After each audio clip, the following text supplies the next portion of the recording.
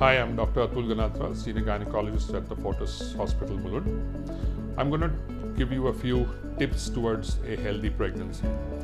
So way back in early 2000, we used to talk about a healthy baby. Then there was a huge paradigm shift where we started talking about the healthy mother, that a healthy mother would give a healthy baby. So initially we said if the woman eats well in pregnancy, she will have a healthy baby.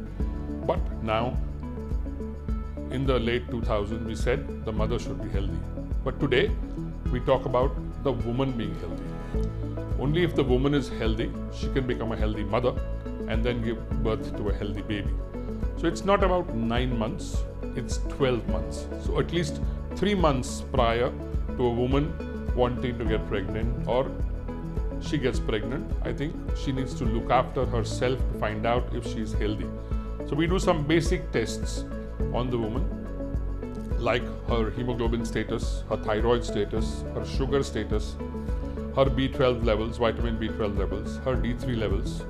Obviously, if she's a smoker and alcohol consumption is there, she should stop smoking and alcohol because they definitely give rise to what is called as low birth weight babies.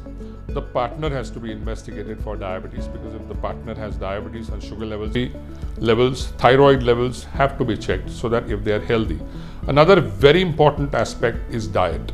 I don't think we pay a lot of attention to diet, though diet is probably the most important part of a healthy woman to a healthy mother and a healthy baby.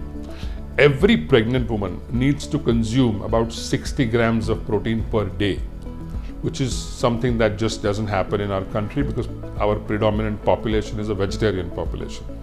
So even if we are a non-vegetarian population, we probably consume non-vegetarian food only on weekends or Saturday, Sunday, and I would say they are weekend non-vegetarians.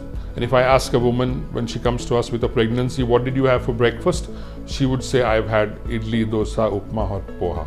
Now all these are carbohydrates.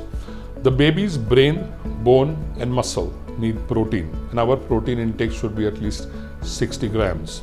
So I do tell my patients that you please maintain a logbook of what food you have eaten in the whole day.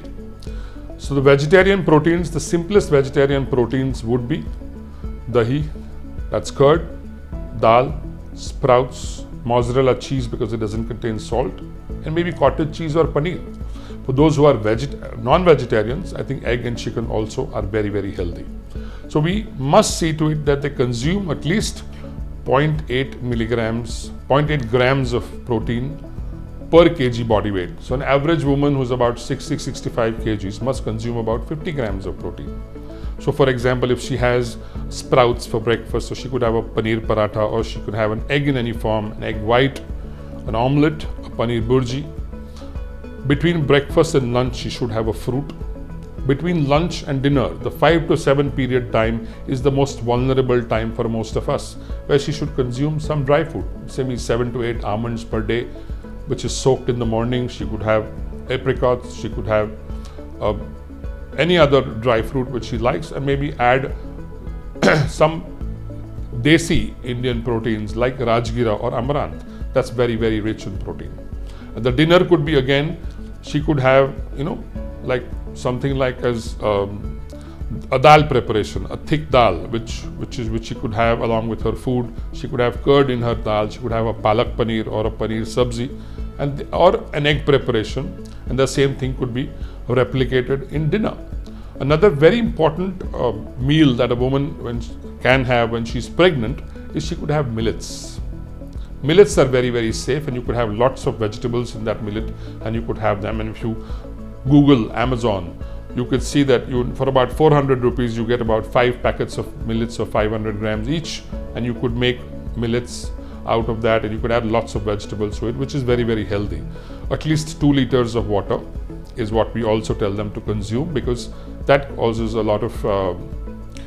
gives a lot of hydration. We advise the woman to avoid intercourse for the first 12 weeks of pregnancy, again because of the risk of infection and bleeding. And I think the healthy eating habits, she should walk about 5,000 to 6,000 steps per day. And stress is something that she needs to look at. She must have enough exercise, she can go for a walk in the morning. And another very important aspect is Hormonal changes take place every 3 hours. There is acid generation into the stomach every 3 hours. Most women feel very nauseous in the morning because after 9 p.m. at night to about 9 a.m. in the night, we don't consume anything. So that's why all the acid that is generated in the last 9 hours comes out as a very, very bitter vomit. So a good idea would be to have a full proper meal at about 7 p.m. in the evening, technically 5 hours before you go to sleep. Do not eat any spicy or masala after 7 p.m. And just before going to bed, you could have milk, fruit or ice cream. I think these are some things that will take a long way in avoiding a lot of nausea in pregnancy, because when they are vomiting, when they are nauseous, when they can't eat, when they don't have appetite, they obviously won't put on a lot of weight. That's all for now, and thank you very much for listening to us. And if you have any queries, you're most welcome to get in touch with Fortis Hospital Mulund, and we'll try and solve your queries as soon as we can. Thank you.